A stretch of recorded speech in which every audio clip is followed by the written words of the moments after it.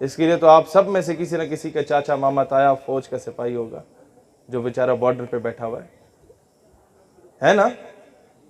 आप सबके खानदान में कोई ना कोई इस तरह का फौजी होगा, कोई पुलिस वाला होगा जो बेचारा वो कराची के ये इतनी सख्त गर्मी में लोग बेहोश हो रहे होते हैं और वो चौक चौराहे पे खड़े होके लोगों को राह दिखा रहा होगा, लोग उसे आके बातें सुनाते होंगे, वो खामोशी से सुन लेता होगा कि चलो यार मैं कौम की खिदमत कर रहा हूँ। हम उसे ताने देते हैं कि तुम 20,000 के पीछे ये कर रहे हो। बंदा पूछे कि उल्लू के पठो 20,000 के पीछे कौन से याचीन पे जाता है। लिहाजा जो जवान हैं उन्हें सीनों से लगाओ। किसी जर्नैल की पॉलिसी से इख्तिलाफ है, नाम लेके बोलो, पूरे इदारे को रगड़ाना लगाओ, क्योंकि उससे यही होता है कि जो वो बेचारा शहादतें दे के आ रहा होता है उसके जख्मों पे नमक छिड़कता है। जर्नैल को कोई फर्क नहीं पड़ता, कोई फर्क नहीं पड़ता। उसने वही रिटायरमेंट के बाहर दफा हो जाना है मुशर्रफ की सूरत में, वहां जाके आराम से जिंदगी गुजारेगा। उसने जो किया, मैं चीज़ों में नहीं जाऊंगा, फिर ये फरिश्ते नाराज होते हैं। क्या उस ड्रोन स्ट्राइक ने, ये याद रखिएगा, आज हमें लिख रहा हूं मेरे अल्फाज, पाकिस्तान और ईरान को लड़वाने की कोशिश की जाएगी, फिर पाकिस्तान सऊदीया को लड़वाने की कोशिश की जाएगी, फिर पाकिस्तान और अफगानिस्तान को लड़वाने की पूरी हद्दुल वसा कोशिश की गई। आपके मीडिया पे बैठ के आप मुस्लिम ममालिक के खिलाफ बकवास कर लें, लोग कहेंगे बल्ले बल्ले बल्ले पाकिस्तान की सालमियत की बात हो रही है। जरा सा इंडिया अमेरिका और इसराइल के खिलाफ बात करें ना तो कहेंगे हेट स्पीच फैला रहे हैं या आप नफरत फैला रहे हैं। ये इस तरीके के यहूदियों की औलादें बैठी हुई हैं जो हमें आकर रोक रही होती हैं। ये जो गोरे चले गए ना, ये अपने गुलाम उन कालों को छोड़ गए हमारे ऊपर। बड़े सगीर में जो गोरों के गुलाम हमारे ऊपर मुसल्लत है ना, इनसे छुटकारा हासिल करें। मैं चाहता तो आके जज्बाती और इनकलाबी बातें करके 2-4 नारे लगवा के आपसे चला जाता, लेकिन उसका नतीजा कोई नहीं होना था। सिर्फ ये पैगाम देना चाहता हूँ, पाकिस्तान के किसी इदारे की पॉलिसी से इख्तलाफ हो सकता है, किसी जर्नैल से इख्तलाफ हो सकता है, किसी वज़ीर से इख्तलाफ हो सकता है, किसी गवर्नर से इख्तलाफ हो सकता है, किसी वज़ीर आज़म से इख्तलाफ हो सकता है, सदर मुमलिकत से इख्तलाफ हो सकता है, वज़ीर आला से इख्तलाफ हो सकता है। उसका गिरबान पकड़ो, लेकिन पाकिस्तान धरती माँ है। पाकिस्तान तो हम सबका है, इसके लिए तो हम सबके बाप दादा ने कुर्बानियां दी। हमें कौन सी कुर्बानी दी है? असल पाकिस्तानी बताऊं कौन है? असल पाकिस्तानी मैं कहता हूं वो है जिसे तुम महाजिर कहते हो, और मैं उसे महाजिर नहीं मानता, क्योंकि वो जो अपना तन मन धन जान माल इज्जत आबरू सब कुछ कुर्बान करके पाकिस्तान आया, वो महाजिर नहीं, वो मुझसे बड़ा पाकिस्तानी है। आप लोग समझ रहे हैं इस बात को? उसको इज्जत दो, उसकी कुर्बानियों से यह मुल्क बना। उसको हम कहते हैं महाजिर है, उर्दू स्पीकिंग है, भाई क्या मतलब? वो हमारा कीमती असासा है, उसी की तो शहादतें थी। ये जो हम किसे कहानियां सुना रहे होते हैं, माओ की इज्जतें लुटी, माओ ने अपना जेवर बेचा, बहनों ने अपने भाई कुर्बान किए, कई औरतें बेवा हुई, कई बच्चे यतीम हुए, वो महाजिर थे। हमने उठा के कह दिए तो पता नहीं भारत से आगे। ओ भाईजान, Pakistan was not made for only Sindhis, Balochis, Punjabis और पश्तून्स और Kashmiris. No, it was made for the Muslim of the entire Muslim ummah. पूरी उम्मत मुस्लिमा के मुसलमानों के लिए बना। अगर कोई कह रहे हैं कि जी पाकिस्तान ने ठेका उठाया, भाई इराक में जुल्म हो रहा है, हम क्या करें?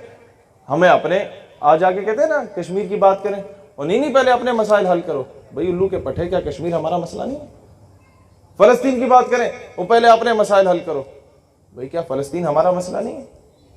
जब इजराइल पूरी दुनिया के यहूदियों को अपने पास पनाह दे रहा है, इंडिया सिटीजन एक्ट की सूरत में कहता है, इंडिया मुझे बताएं, कहते हैं जी हमारी आबादी 22 करोड़ है, हम बाकी लोगों को अजालम दे के पाकिस्तान में नहीं सेटल कर सकते मुसलमानों को।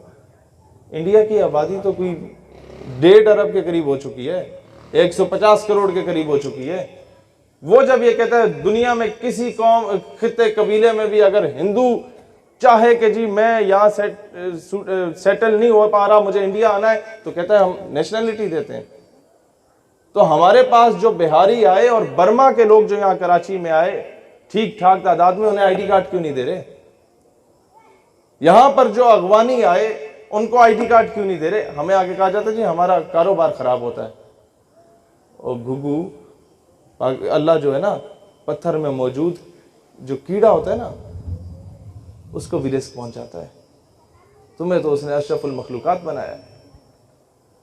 तुम ये समझते हो कि अगवानी आके तुम्हारा रिस्क मारेगा, या बंगाली आके तुम्हारा रिस्क मारेगा, या बिहारी आके तुम्हारा रिस्क मारेगा, या बलूचिस्तान से उठ के बलोच कराची में आ गया तो तुम्हारा रिस्क मारेगा? नहीं नहीं नहीं नहीं नहीं। रिस्क पहुंचाने वाली जात अल्लाह ताला की जात है। वो आपकी मेहनत से आपको मिलेगा। आप कहें कि जनाब मैं घर बैठा रहूं, मैं रोटियां तोड़ता रहूं, और अगवानी जो है मेहनत करे लेकिन पैसे आके मुझे मिले, भाई क्यों? मेहनत कर रहा है, उसका हक बनता है। मैं आज ये जुमला यहाँ कहने आया हूँ, मैं पंजाब में भी कहता था, मैं KPK में जाता था, उधर भी इस तरह की बात करता था कि तुम्हें यहाँ पर कोई सिंधी बलोची नज़र आए उसे सीने से लगाओ, तब जाके पाकिस्तान मुस्तहकम होगा। मैं आज आप लोगों को कहता हूँ कि आपको अपनी इस बलोच कम्युनिटी में अगर कोई पठान रेडी लगाने वाला नज़र आए उसे अपने सीने से लगाओ, तब जाके पाकिस्तान एक होगा। आप समझ रहे हैं इस चीज़ को? उसे मुसलमान होने की नीयत से सीने से लगाओ। इसके लिए लाजमी नहीं कि इमरान खान आके आपको गाइड करे, या जरदारी आके गाइड करे, या नवाज शरीफ आके गाइड करे। इन सब ने अपने अपने कमीशन खाने दफ़ा हो जाना है। आज मैं इस्लामाबाद से कराची एयरपोर्ट पे आया तो सबसे पहले डॉक्टर आफिया सिद्दीकी के घर गया। उनकी बहन, उनकी वालदा रो रही थी, और उनसे ज़्यादा हमारे आंसू बह रहे थे कि वो कहते हैं मुशर्रफ ने तो आफिया सिद्दीकी को बेचा, लेकिन ये खान, जरदारी और मियां ने तो बार बार बेचा उनके नाम को। उनके नाम पे आके वोट बटोरे, उनके नाम पे आके लोगों से फंडिंग ली, चंदे लिए। और असेंबली के सेशन उठा के देखें, ऑल पार्टीज कॉन्फ्रेंसेस उठा के देखें, सारे ये जितने सियासतदान हैं ये एक ही मेज पे बैठ के खाना खा रहे होते हैं, और हम इनके पीछे एक दूसरे के बंदे कत्ल कर रहे होते हैं। होता है ना? हम इनके पीछे कराची का अमन तबाह कर रहे होते हैं। हम इन उल्लू के पट्ठों के पीछे एक दूसरे के गिरेबान पकड़ रहे होते हैं। खुदा का वास्ता है, इन बेगैरतों के पीछे ना लड़ो जिन्होंने कौम की बेटी को बेचा। खुदा का वास्ता है, इन बेगैरतों के पीछे ना लड़ो। ये जो जागीरदार, सरमायादार, नवाब, वडेरे, जो जिनके बाप दादा अंग्रेजों के कुत्ते नहलाया करते थे, इनके पीछे लड़ के एक दूसरे के सुकून और अमन को तबाह ना करो। खुदा का वास्ता है, ऐसे लोगों के पीछे आपस में ना लड़ो जिन्होंने हमेशा तुम लोगों के नाम पे सियासत की। आपकी गलियां वैसी की वैसी हैं और इनके महल बन चुके हैं। आपस में प्यार मोहब्बत से रहें, ये पाकिस्तान तब जाके मुस्तहकम होगा। मैं चाहता तो आके आप लोगों को और मौजूआत पे बात करता, लेकिन ये बहुत ज़रूरी है।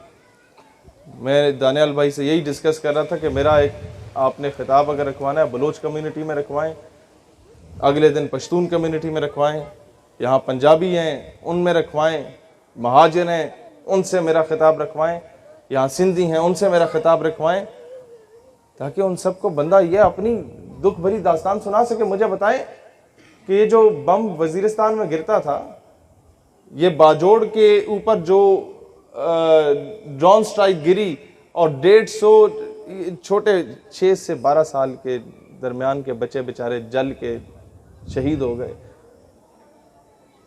150 के करीब। क्या उस ड्रोन स्ट्राइक ने गिरने से पहले पूछा था कि बच्चा तुम्हारा, तुम किस तरीके से हाथ बांध के नमाज पढ़ते हो? क्या उस ड्रोन स्ट्राइक ने पूछा था कि बच्चा तासो पख्तून दे या पंजाबियान दे?